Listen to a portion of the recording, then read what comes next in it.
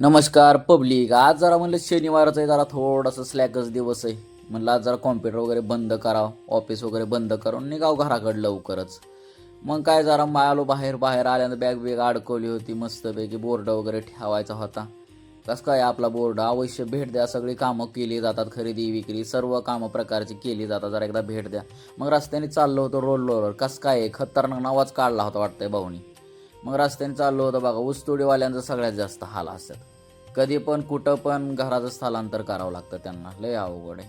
मग आज जरा आलो होतो भावाच्या दुकानात, रॉयल सिलेक्शन. भाऊकडं आलो तो, जरा आतमध्ये गेलो. आतमध्ये गेल्यानंतर भाऊला म्हणलं जरा थोडंसं हस. भाऊ हसला वगैरे, लयच हसत होता.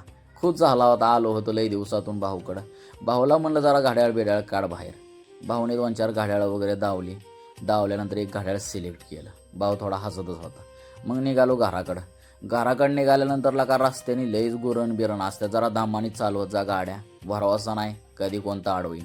भाऊचा बड्डे होता, मग भाऊच्या बड्डेला आलो. भाऊच्या बड्डे साजरा केला मस्तपैकी. आणि मग काय